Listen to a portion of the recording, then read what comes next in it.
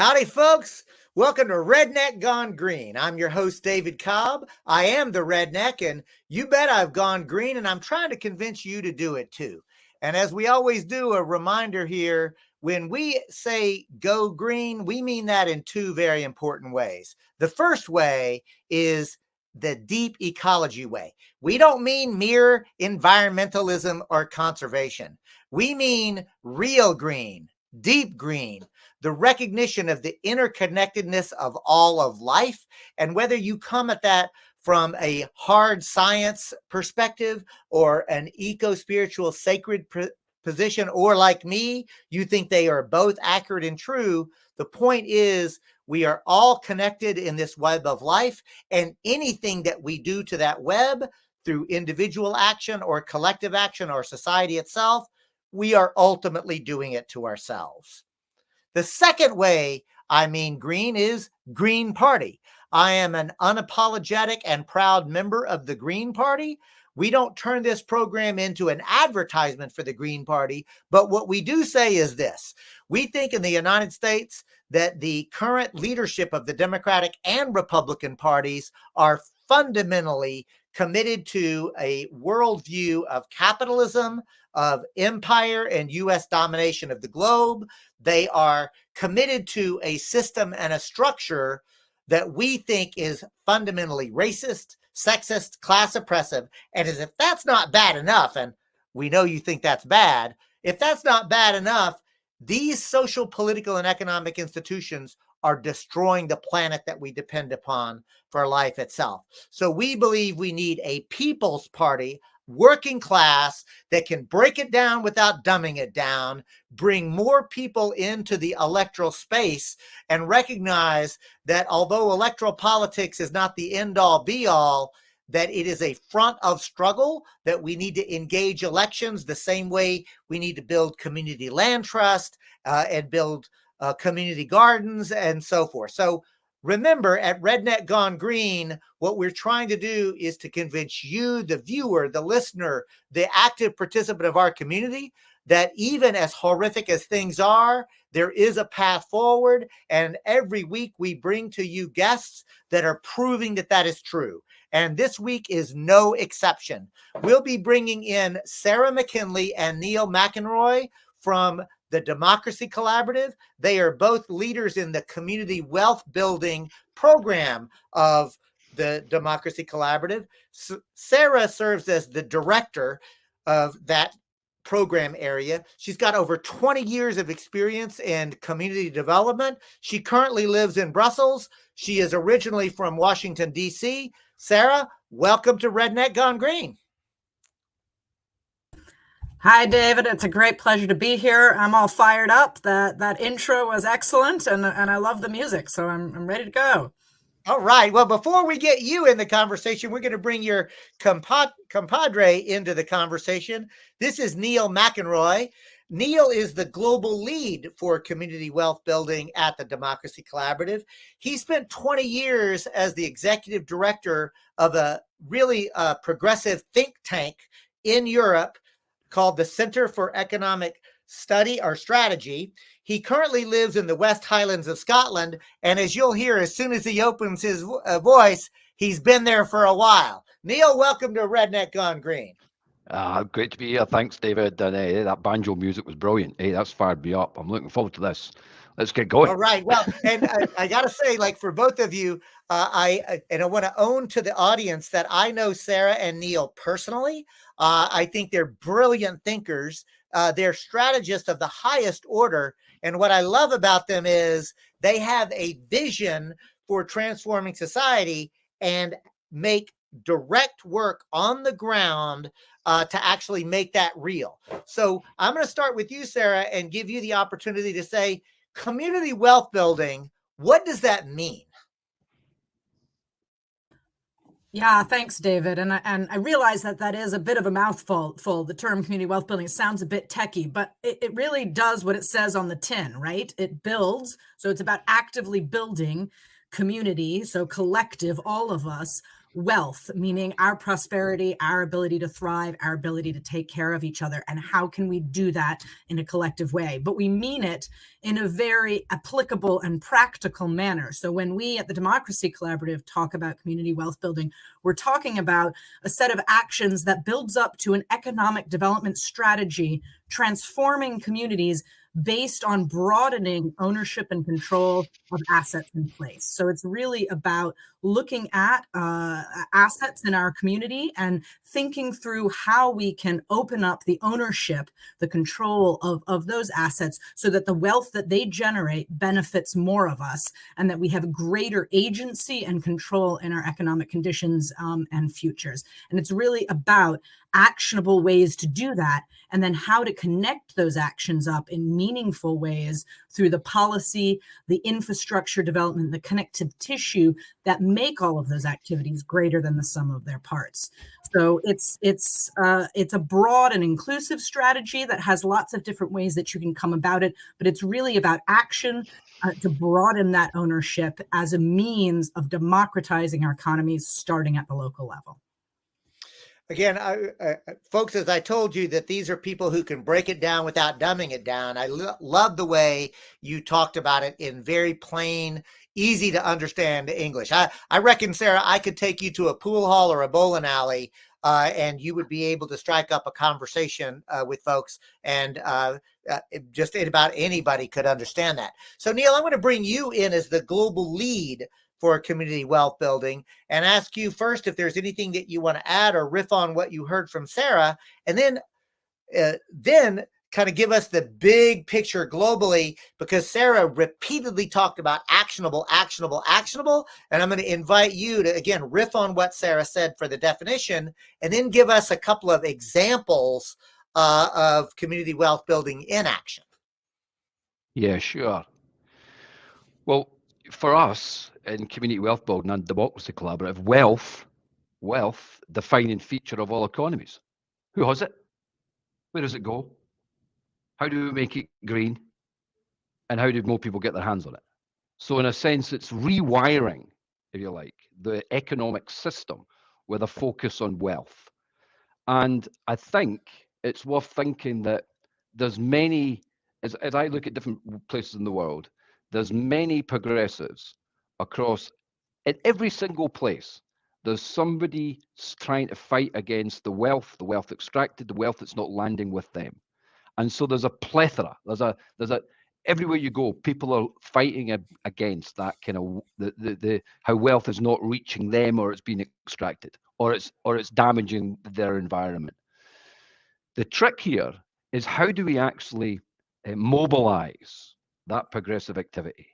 How do we organize it so that it starts to amplify and scale these progressive activities? So what we try to do is to plug those progressives into the economic policy and the economic strategy of place. We seek to amplify and scale the good stuff, the community land trust, the fight for fair work, the land reform, to try and make sure that the aspects of wealth are the progressive stuff is amplified and scaled up.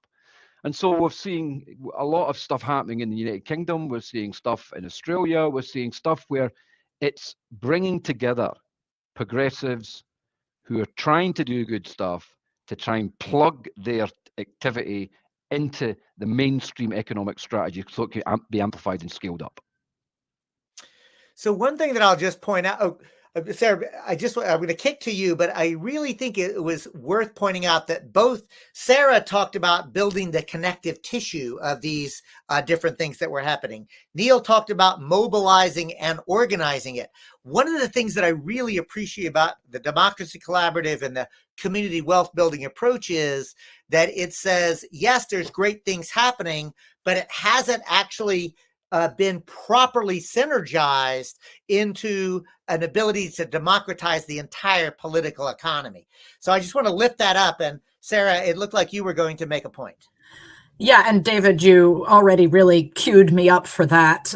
So we must be on the same wavelength. But I really just wanted to say that, listening to Neil talk, I was reminded that there's tons of this activity in every single community, right? There are actions to democratize local asset ownership, right? From community land trusts to employee-owned cooperatives to community revolving loan funds and reinvestment funds and things of that nature, right? They exist in every community, and that activity has been ongoing for generations, right? And in fact, at its root, that kind of cooperative solidaritous economics is how most people, especially in places in the global south, have been meeting their needs for generations, right? And so community wealth building isn't about reinventing the wheel. It's about how do we join up all of that really exciting and rich progressive activity in place and make it greater than the sum of its parts, so that it can actively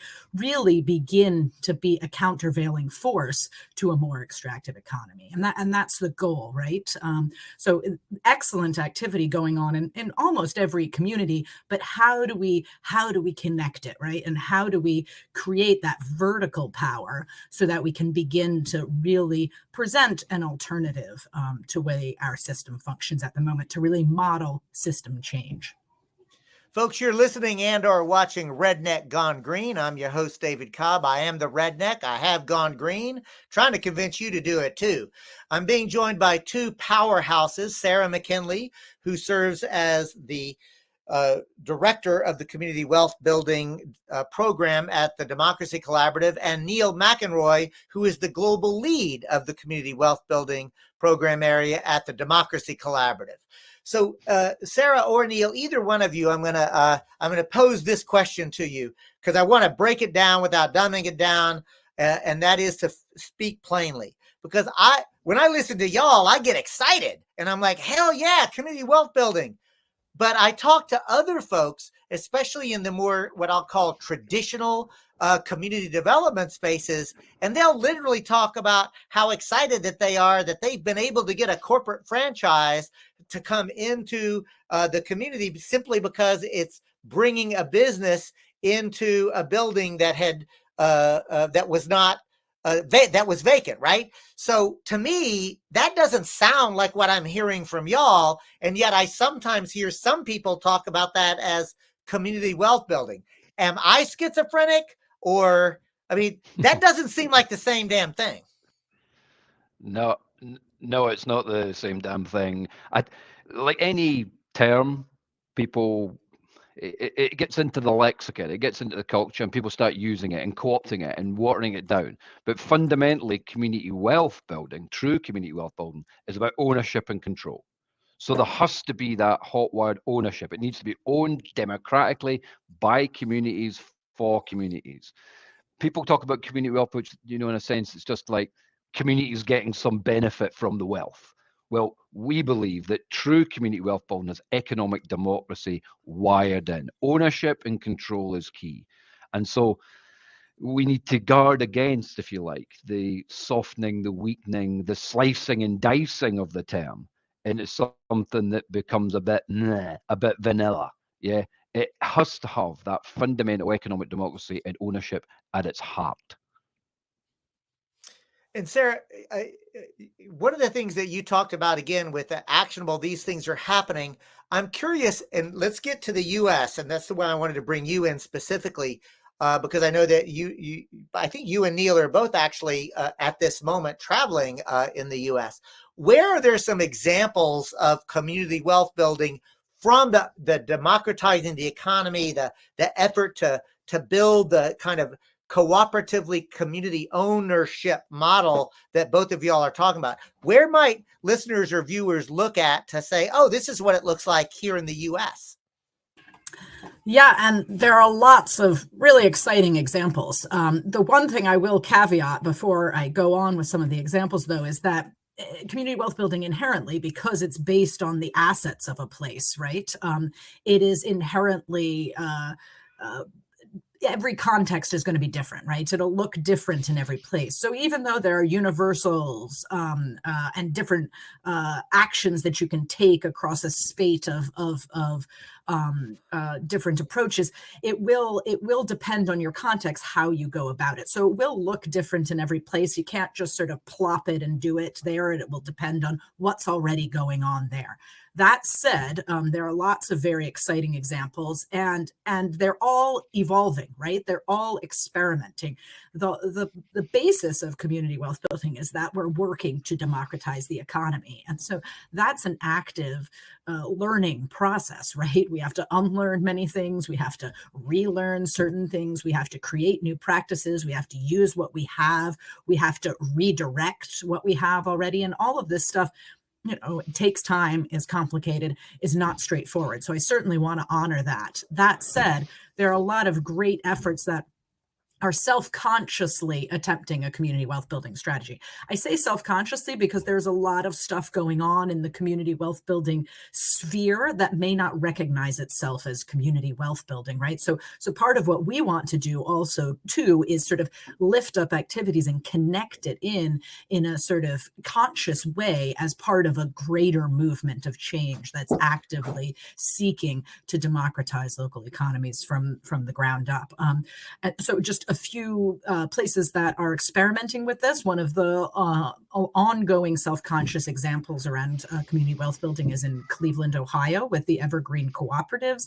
It's a network of employee-owned cooperatives that provides goods and services to the anchor institutions, the large place-based public and nonprofit institutions like hospitals and universities and local government, and creates a contained local economy that begins to give you an example of how you can start to democratize enterprise, for example, and some financial tools as a part of that and other things.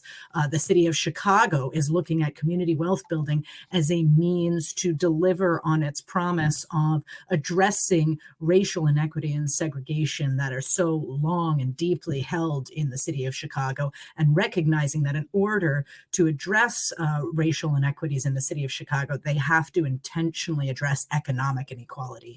And they've turned to community wealth building as a means to do that, as a way of connecting up all the really powerful local activities they have, but in a more scaled capacity building kind of way, and then layering policy into that. Partners in LA are discussing that in a collaborative coalition way. Interestingly enough, the United Way of Greater Los Angeles is sort of helping to coordinate those efforts. As I think many people listening may know, the United Way is one of the largest service providers, helping to provide services to communities in need and poverty. And they've been around now for 100 years, and they're starting to ask the question, well, we've been servicing poverty for so long, and it's only getting worse. So what does it look like if we actually start to think about addressing the structural causes of poverty and inequality in our communities? And they're looking at community wealth building as a means for helping them think about that. So that's a really exciting example. But these are all urban examples, but that doesn't mean that this is only an urban context thing. Community wealth building can work in every community, including rural communities. We've worked in indigenous communities. Of course, there's really powerful examples of reclaiming land. Not all of those are self-consciously a community wealth building strategy, but they really can and should be plugged into a broader economic strategy of place for reclaiming and indigenizing economic activity in place. Similarly, we're working in small towns like Meadville, Pennsylvania, and Western Pennsylvania, where they have a young Black female mayor who is really working to ensure that the prosperity, both past and present, of Meadville is shared among all the people living there. And they have a progressive council, but they're in a very conservative place, and they're working through how can they lift all boats in Meadville, and what does that look like, and how can community wealth building help to deliver on that across a spate of actions, from community land trusts to cooperatives to a community investment fund and other things. So really exciting but diverse examples. Early stages, a lot of these things are beginning on their journey, and as they do so, they're hitting up against some of these real, entrenched, unlearnings I spoke of, these cultural inertias, these real challenges of how we think about our economy, and the tools we have that have been so oriented to a neoliberal economic paradigm. How do we reclaim some of those? How do we redirect those? How do we reshape those? Is a really difficult question, but people are rolling up their sleeves and really eagerly attacking that and finding solutions. It's really exciting to be a part of. Thank you so much, Sarah. And, both of you repeatedly will use the phrase being self-aware of it, of democratizing the economy. I really appreciate it because like you, Sarah, I have the experience many, many times where people are working on good progressive policies, but they don't necessarily have the strategic orientation or clarity, frankly, that I get from the Democracy Collaborative. And I'm really appreciative to know that y'all are helping people not only do the thing, but actually seeing the bigger plan and the more transformational visionary approach that it has. And so, Neil, I'm going to turn to you because I know that you've got some experience with talking to elected officials and, upper level staffers about this sort of stuff. And I'm curious if there are any lessons learned there, as we talk the difference between, the pool hall or bowling alley that I think I could take either one of you into. But that would be a different conversation if we walk into the mayor's office, of a major city in the U.S. So I'm curious to know where it touches down with staffers and elected officials and any lessons there. Yeah, I mean, elected officials, staffers of the decent type, are looking to improve the lives of the people that they represent. Yeah. It's about better outcomes. It's about better lives. It's about improving the environment. They are interested in outcomes. And I think what is intriguing here is that because of the forces of capitalism and wealth extraction, we are seeing poor outcomes all over the place. Yeah. So the way we need to engage with elected politicians and with staffers is to say, look, if you really genuinely want to make a difference in this place, you're going to have to change tack, and you're going to have to give more ownership and control, to the people and communities in this place. So it means different. It means they will give you better outcomes when people have their own relationship, their own sense of worth, their own sense of they're in control of their own destiny. You can get better outcomes, particularly when you're ending wealth extraction and the forces that actually don't give two hoots about the actual outcomes of the people on the ground. So I think the argument can be made to your politicians and staffers to say, look, community wealth building, to give people more ownership and control, economic democracy can genuinely create fairer, greener, more just lives for your citizens. Give it a try. Yeah. And also you can play in and say, actually, there's a great housing co-op down the road that's doing great stuff. Why don't you scale that up? It may seem small to you, there's a lovely cooperative cafe down the road that's doing great stuff. Yeah.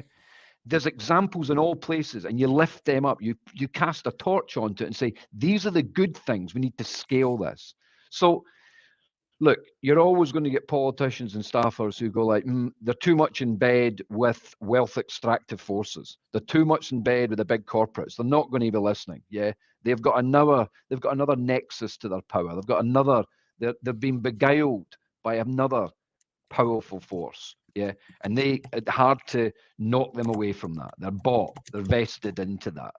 But where you've got genuine politicians, genuine staffers who care deeply in a genuine way about the lives and the environment that they oversee and look after, there's a case to be made for economic democracy and a case to be made for community wealth building.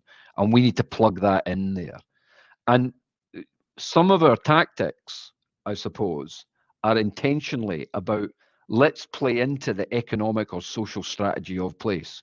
We are not the alternatives. We are not the type of progressives who say we just throw rocks from the outside. We just shout and condemn. Maybe do a bit of that, cast a torch on how bad it all is. We are trying to play a canny game, a game where we've got one foot in the progressive, but we're putting one foot into the mainstream. We have to lock horns with the mainstream, engage with it to try and infect it, or at least cajole it into doing this sort of progressive stuff and accelerating it. So we code shift a bit. We can play, the professional, the managerial, the technocratic auspices of local state or state policy, but our hearts are with that progressive mindset, and we're looking to try and infect and try to change it and steer it and cajole it into these progressive ways. And if I may, David, because I'm riffing off Neil, getting excited about that, because I think that's a key point about the economic strategy, and that is what community wealth building is. It is an economic strategy. It's a framework for thinking about the whole of a local economy, and I think often, especially the way government operates at the moment, and the way we think about the economy, things are very siloed, right?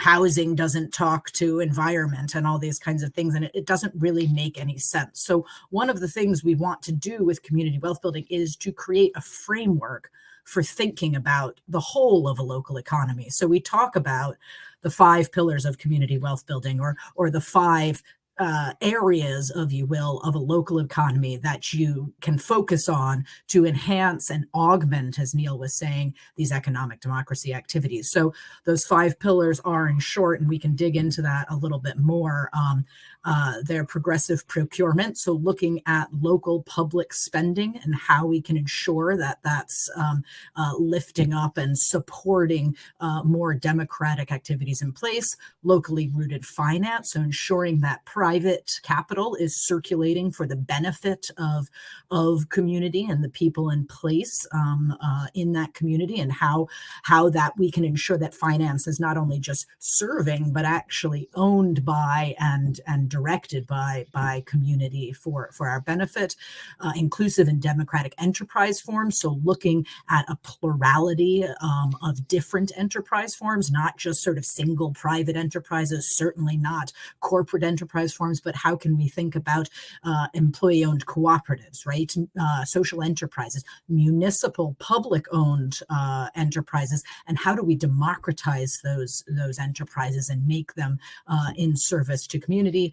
The fair work agenda, Neil already spoke to the fight for fair and just work, especially at this time when so much work is precarious and can't support not only individuals, let alone family and community. So thinking about work in its broadest form, and how do we open that up in ways that not only creates stable and well-paying and protected jobs, but also jobs in which individuals have more control over their conditions, their work conditions, and so forth. And finally, land and property, right? These are huge economic assets, right? They generate massive amounts of wealth in communities. How can we ensure that that asset is democratically controlled and owned and generating benefits for all of us?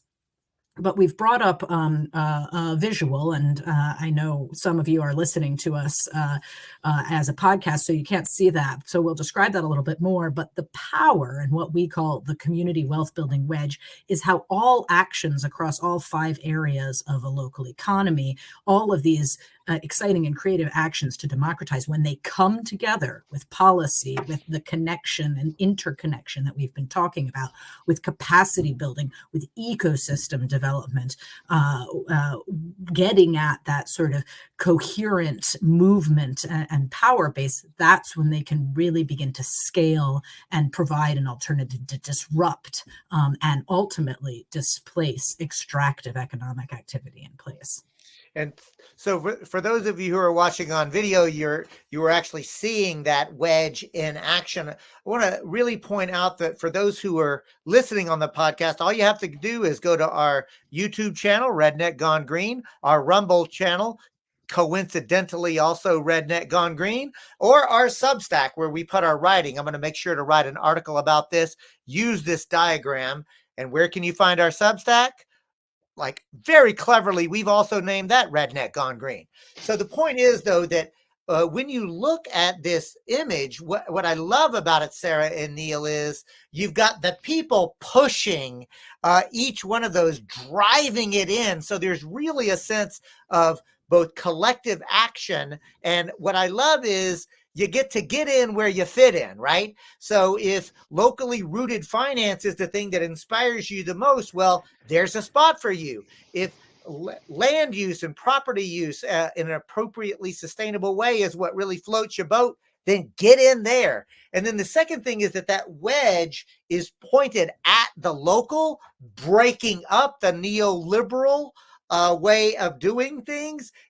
And then you see it on the image that you've created, breaking through the first concentric circle of local, and the next concentric is global. Y'all actually are fully intending to restructure the entire global political economy. I see through y'all. Y'all are going beyond just making one individual community better. You got a plan to democratize the entire world. How am I doing so far, y'all? You explain it better than we can. Well done, David. Exactly. You're hired. Well, look, I'll tell you this, Neil, it's really true. When you specifically were talking, and when either of you were talking, especially about, there's almost a level of like individual and community self-respect, right? So when you were talking about that, I could even feel like, yeah, because when you actually feel empowered, I mean, my jacket just fits a little bit different. My pants fit a little bit different on my hips, right? My boots just touch the ground in a different way. And there's something to this idea of recognizing everybody wants to work. If by work we mean meaningful, productive human activity that is positive and you feel good about. What we don't want is a job where somebody's boot is on our neck, where the bosses are yelling at us and fussing at us and extracting our labor. Nobody wants that. So I think that y'all are really onto something in very plain language that's actually, frankly, quite inspiring and empowering. I mean, one of the things that we're old in the tooth. Me and you, David. Maybe not so much Sarah, but working in the progressive field for many years, you come across so much good stuff. The workforce fighting against bad employer, the lovely community that's come together to take hold of an asset, the community finance initiative, these lovely singular things, beautiful things, but they're always isolate. And what the wage is trying to do, and what we're trying to do is like, you're not alone here in your, fighting your battle in your workplace or your community ownership activity or your community land trust. There's a whole slew of other progressive stuff across different dimensions of community wealth that you can join up with. You can work and commune together. And I think that is the part of the beauty of community wealth building. This is not isolate progressives fighting lonely furrows in particular sectors of the economy or particular aspects. It's saying your battle on the shop floor, your battle in that workplace is the same as the community ownership battle there. It's the same as the housing battle. It's the same as this battle. And community wealth building seeks to bring them together as an intentional economic strategy to start to disrupt the system. So it's a way of creating a collective, a solidarity across different progressive movements. And if I can I'm jumping in, David. I'm just, because what you said really, really resonated to me, right? People know things, people know shit is broken, right? It's not, okay, I should amend. It's not broken. It's working really, really well for a very few of us, but people know that shit isn't working for them, right? People know that. And they want something different. and they're working hard towards that, whether they know it or not necessarily, right? And but this is common sense, right? This should be the way we meet our needs, right? And we believe that this is a new common sense, right? As you said, no one wants to be working in inhumane conditions, right? It's common sense that we take care of each other and ourselves, and so that's really what we want to. And as Neil said, breaking down those silos so that we can all share in that and understand that we're not alone in that, I think is really powerful. And Sarah, you earlier talked about the Evergreen Cooperative, and Neil talked about their examples, like small examples, but they're not connected yet. Certainly true. But I also think it's worth pointing out the Evergreen Cooperative ecosystem. Last I checked, there were over 300 employees. That's not an insignificant enterprise, right? Do I have that right? Yeah, that's correct, David. In fact, I think it's over 400 at this point, and they're a network of at least four different cooperatives within that system. And the idea, right, exactly, is that it's meant to be an interconnected system, that the cooperatives are connected to one another, that not only are they sharing profits with their employee owners, but they're also sharing profits back into that network, revolving into abilities to grow and develop, and then actually into funds that support the development of more employee-owned cooperatives in their community. It's also connected with a holding company that has a community board above it and is able to oversee some of the activity that way. That said, you're right, it begins to point to scale, and let me just say that one of the ways in which it's gotten to the scale recently is that it was able on its own terms to provide a service, in this case, green industrial scale laundry services to the local hospital at such a scale that they were able to beat out directly a large multinational corporation for providing the full laundry contract to the Cleveland Clinic, the largest hospital in the region. And by doing so, they were able to include all of the employees that formerly had been working at that laundry facility, turn that facility into a green facility, convert it to an employee-owned cooperative. Not a single job was lost, and in fact, all of those employees are now sharing in the profits, or those who are vested now are able to and have a pay raise.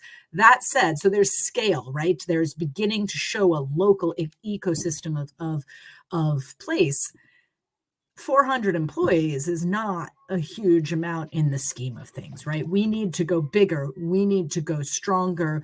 We take one example like that. We can learn from it. The challenges, there were many. How do we learn from that and not replicate it in other places so that we can go bigger, so that we can go deeper in places in their own context that will look differently, right? So it's a wonderful model. It's very inspiring. But I think sometimes people think, we can do exactly that here, and that is not always the case. And there are also other dimensions that we want to layer in, so that it's not just a neighborhood of Cleveland. It could be all of Cleveland, right? It could be Cuyahoga County. And what does that look like? That's where we need to go.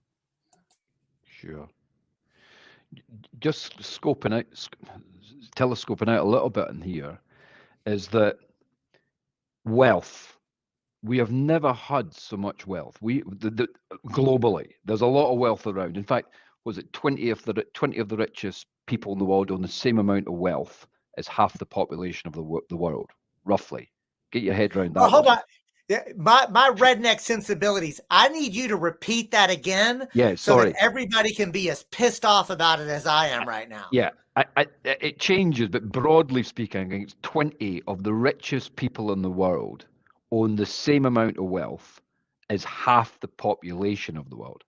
So, 4 billion people own 50% of the wealth. Yeah, no, I've got that wrong. But 20 of the richest people own the same amount of wealth as half the population of the world. Now, that is unprecedented, that concentration of wealth in human history. And so why the hell are people poor? Why are we struggling? There is a misallocation of wealth to the extreme. Yeah. So what's really significant about cooperatives and this community wealth building ecosystem is what you're doing is you're actually just saying, look, we've got the wealth, we're going to retain the wealth for ourselves. It's not going to go to those big dividends and money trickling upwards. We're going to have this wealth and we're going to recirculate and reinvest it in other things. So there's a lot of wealth around. If we get the system right, we could see it cascading in a much more circular, green and effective way than this concentration of wealth. So in big ways, community wealth building is a direct attack on this concentration of wealth. It's saying, hold on here, we're actually going to redistribute and pre-distribute the wealth in a much more effective way. So it's not misallocated and it's not damaging the planet. And if I could just build on that, because I think it's such a powerful point, and it is what community wealth building is about. We've been so stuck in this scarcity mindset, but if you look at those kinds of numbers, there's no scarcity. It's a matter of to whom it's going, right? And how, and who's benefiting from it, and how. And so one of the things that we're asked a lot when we're out in the field is, this is great, but how can we afford to pay for this, or how can we afford to do this, right? And don't get me wrong, it's challenging to find resources when you're under austerity, for example, or in recession. Or I'm not diminishing the challenge of this, and the level of crisis and need right now is deep, right? And people feel that.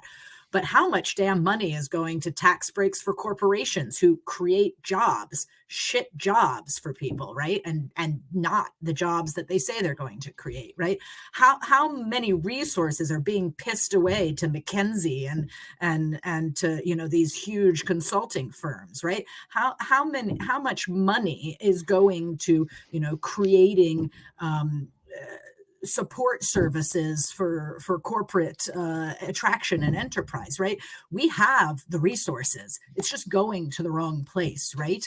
Where are our pension fund dollars being invested, and what do we do about that? How do we get that money away from fossil fuels? And then what do we do with it, right? So we have the resources. It's just about where it's going. And that's really what we need to start thinking about. If we're concerned about health, then we're putting all this money into dealing with emergency health care for people who are falling through the system and the cracks and aren't getting care. What if we took the money that we're putting into that and put it upstream into, better jobs, healthier environments, secure housing, things of that nature? Then we'd be saving our money and circulating it in meaningful ways in our community. Sarah, thank you so much for that point. It reminds me of a comment you made earlier when you said, and you corrected yourself, right? Like you said, the system is broken. And you said, well, it's actually working for some folks. And which makes me say, the thing is the system isn't broken. The problem is it's fixed. Like literally it's rigged, right? So the system is not just not broken. It's literally working exactly as it's designed to work, which is to turn labor into a commodity so that wealth can be created and extracted. Like that's how capitalism actually works. And this is one of the things that I have just taken on as my challenge, is to take people who think because they work hard and they've got an entrepreneurial spirit that somehow that makes them a capitalist. And like the thing is, capitalist, that means you own the means of production. So you might think that you support capitalism, but there are actually very few capitalists. There's the actual capitalists are the ones who actually own all the stuff. And Neil, your comment earlier about how concentrated it was reminded me of my daddy. I'll tell this little quip because I think it's pretty funny. He said, son, if you think about it, money is like cow manure. What? Yeah, because if you pile it all in one spot, it smells like the shit that it actually is. But if you spread it around the farm, you can do a whole lot of good with it. And I think that that's actually at the core of it. We actually need to democratize the economy. We need to take wealth and spread it around, not just because we can do a lot more good with it, which we can, but it's also because we created that wealth. Make no mistake about it. no matter what your economic perspective is, no matter what your political orientation is, at the end of the day, only labor, human labor, creates wealth. It actually requires humans to create that. We just have to share it appropriately and democratically. And when we do that, we can get to the world that I think we all want to live in. Yeah, and I think the key thing there, of course, is we've had, for many years, or there's an idea that we just need to redistribute the wealth. So take it off the rich and redistribute it to the poor. Now that we need that, but of course it's so rigged at the moment that it never it doesn't get redistributed to the poor effectively enough. It's kind of taken up by corporates, or if it is redistributed to the poor, they're forced to buy stuff and engage with corporates for their goods and services that they need, and it goes back to the rich. That's why ownership is so key, or what we call pre-distribution, as I mentioned earlier. This is actually about you actually own more of the economy yourself. Yeah. So it's not just redistribution. Here's a handout of wealth. It's kind of saying, it's like the old metaphor. It's not just about giving people a fish, redistribution of wealth. It's saying, here's the fishing rod to catch your own fish. Or there's a fishing boat to go out and get your own fish, and you own that. So there's a sense here where, in terms of community wealth building, it's not just redistribution, spreading the wealth out. It's actually, when it's spread out, we actually have ownership stakes in the economic activity that's actually taking place. Because you could redistribute lots and lots of wealth, but there's just a big few corporates providing all the goods and services. It'll end up with them. One of the things that I really appreciate is that you, again, in this conversation and on the website for the Democracy Collaborative and the materials that I've seen for y'all, really break them down. And one of the things that I want to lift up is a guide that you make available for free called Advancing Community Wealth Building. And I'm wondering if one of you would actually talk about that, how to access it and how to use it, the Advancing Community Wealth Building in the United States guide that y'all created. Yeah, thank you, David. Thanks for that plug. By the way, I might still steal your manure metaphor, because that was brilliant. It's very both visual and sensual. I get it. Well played. It'll stick with me. So, well done. And we're always Neil is one of the great metaphor artists of the world. So we're always looking for good metaphors that lodge these things in people's brains, and that certainly did that. So, and now I'll give our plug for our guide, which is, as you said, Advancing Community Wealth Building. It's an action guide to community wealth building. It lives on our website, democracycollaborative.org. Currently, it's a PDF. It's a bit static. We hope in the future that this will turn into a very dynamic website where you can go through and be directed to examples and so forth. It's really a sort of aggregation of some great examples, some great resources around community wealth building, where it's happening, the different actions that you can take in those pillars we talked about across a local economy, and then the different sort of cohering activities and efforts that you can make to bring all those things together, examples of where those things are happening, resources for where you can, there are experts doing really excellent things around community land trusts, cooperative development, CDFIs, community development finance institutes, and really how can you get in touch with those people and how can you build that? So again, the idea is to really surface the powerful action that's already happening and then layer in all this connectivity as best we can. I mean, we're a small nonprofit ourselves. We're not doing this on our own. We're part of a broad movement of great allies and partners across the field, and we're greater than the sum of our parts. Just like community wealth building activities, we all need to come together and really, what is our value add? And we as a national, international organization can bring to bear these kinds of resources and learnings from other places. That's what we're trying to do with this guide.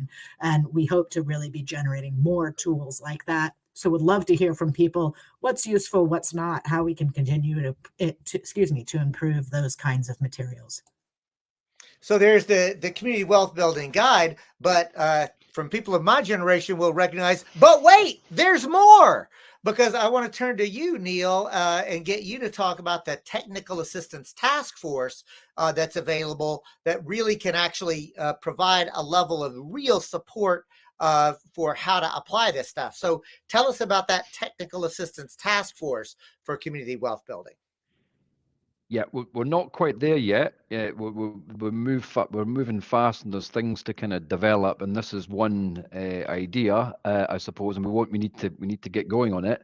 But in a sense, we know we've talked before about all those lovely, beautiful things that happen in place. You know, the cooperatives, the community investment vehicles, the progressive labour market activity, and so forth.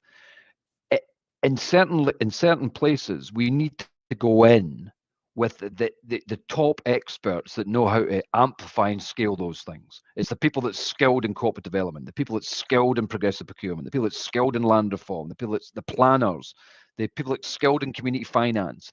What we have, we need to fight fire with fire, if you like. We need to get organized, get our shit together. Yeah. So we need to have a cadre of people who are the progressive experts, if you like, in scaling up co-ops and all those things. Now, that's the vision. We've got a growing list of people who could assist any of your listeners or viewers who've got expertise in this. Come on, we want to hear from you, because we need to get these group of people. So when we go into a place who want to do community wealth building, we're armed with the right people who can really scale these and amplify these things up. You know, capitalism slices and dices. You know, we're all forced to plow our own furrow. We need to get organized and get a group of people who really want to do community wealth building, want to build economic democracy, and have got the skills to actually go in and help us to do it collectively. Yeah. And if I can say, I mean, the way in which capitalism has sliced and diced us is often in our professional focuses, right? How narrow they are, and we have all been indoctrinated, it's honestly true, in a neoliberal way of thinking and doing our jobs and behaving with one another, right? And you see that so much in a lot of the capacities that our field lacks, right? So the idea of a thing like a technical assistant task force is to not just parachute in experts, right? Because the economy is not going to be changed by elite experts from, Washington, D.C. or whatever, right? But the idea is to bring in the few people who do have those skills that haven't been sort of eradicated by our own professional inertias and stripping and narrowing in the system we live in. And then they can help us to rebuild those capacities locally, right? It's almost like creating apprenticeships so that we begin to really build those capacities that we've lacked, especially in places like legal professions, right? Business advising,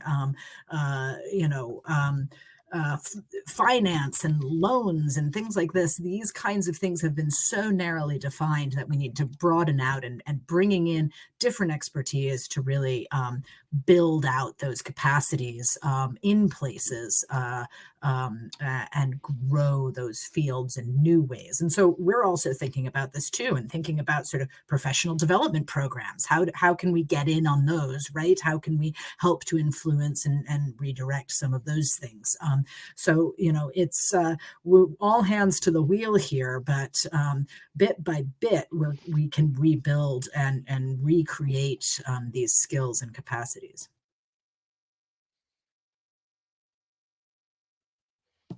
Neil? Yeah, there's one important about the moment we're in here in the history of capitalism, the history of time, really, in a sense, is that the mask is slipping. There's so much pain, yeah, and there's so much great stuff happening in response to the pain and in response to the mask of capitalism, if you like, slipping downwards. the trick here is that there's so much good stuff, but it's isolated, I think, as I said before. But these things, no matter how small, people listening and watching this, no matter how progressive doing stuff, no matter how small, it foreshadows the bigger change. So even a small community ownership fight, a small workshop fight, yeah, a fight on the factory floor, if you like. These are small things, but the win foreshadows the bigger change. And so we need to try and uplift and scale this. So I think there's the idea that I think I get it as well. We all get it. It's so daunting, isn't it? We're taking on the economic system. Oh man, that's a big job. Whoa, how how do we start? Yeah, and I think it's Desmond Tutu, the human rights activist from South Africa, said that it's a moment. How do you eat the elephant? One bit at a time. And I think collectively we need to see these small things, one bit at a time, chipping away, chip, and amplify and scale them and showcase those epiphanies of possibilities, those things that foreshadow the bigger change. That's where we are at the moment. We're in the scaling, we're in the identifying, and we're in the scaling business at the moment. We're not winning, but we're starting to mobilize and starting to see the great things, and we're starting to amplify it. It's important to kind of get that. I think it keeps me going, in terms of the battles you're fighting, and hopefully it keeps some of your watchers and listening going as well in terms of the things that they're engaged in. You're involved in foreshadowing the bigger change. Get on, keep on going, and sing from the rooftops about it. Oh man, thank you so much. Listen, y'all have both been so inspiring. This has been a phenomenal conversation, and our time has just flown by. I do want to give each of you an opportunity for any final thoughts. So I'm going to turn to Sarah McKinley, the Director of Community Wealth Building for the Democracy Collaborative. Sarah? Thanks, David. Although it's hard act to follow what Neil just said, because that's a really great summary. It's been a great conversation. Really enjoyed being on the program. Thank you so much for inviting us. I'll just say, the solutions exist, right? We know what they are. We need to get over, our differences. They're important. We should honor those, but we need to be able to come together because now is the time to really, as Neil said, scale and augment those solutions so they really can create the future that we know is possible. And let's go to Neil McHenry, the global lead for community wealth building, coming to us from Scotland. Neil? Thanks for the invite for this show. It's been great. I really enjoyed the chat. I would say is that in the progressive space, we kind of think we're on the outside and we critique the mainstream, we slag off the mainstream, we shout at it, we condemn it. But there's some people doing good, there's some people in the mainstream who are just in a job, who are just doing stuff because that's how they're making ends meet. And they are as zealous and as passionate and potentially as progressive as we are, yeah, but they just don't have the opportunity because they're just getting by. And I think we need to, wherever we can, extend the hand and find those zealous, progressive people inside the mainstream. They're all around us. And they're our allies. In fact, they're even more important allies than people that's outside the tent, because they're in the tent and they can change things. So I'm a big fan of looking, not dismissing what looks outwardly a reactionary organization, because inside them will be somebody that's trying to work a way to change it. So let's build alliances with people inside the machine, because I think they can help to amplify and scale a true progressive change that we all desire and must have. Amen to that. As my mama taught me, from your lips, Neil, to the goddess's ears, right? Like, this is what we got to do. I want to thank Neil McEnroy and Sarah McKinley from the Democracy Collaborative for coming on to the program. As always, I want to thank Jack Rabbit, who serves as our executive producer and all around handsome, get shit done fella. But most importantly, y'all, I want to thank you. And that's whoever is watching this video, whoever is listening to this audio podcast. Thank you, because you are part of the Redneck Gone Green community. And I'm going to implore you to please like, comment, subscribe, and pass it along. I know everybody says that. And you know why?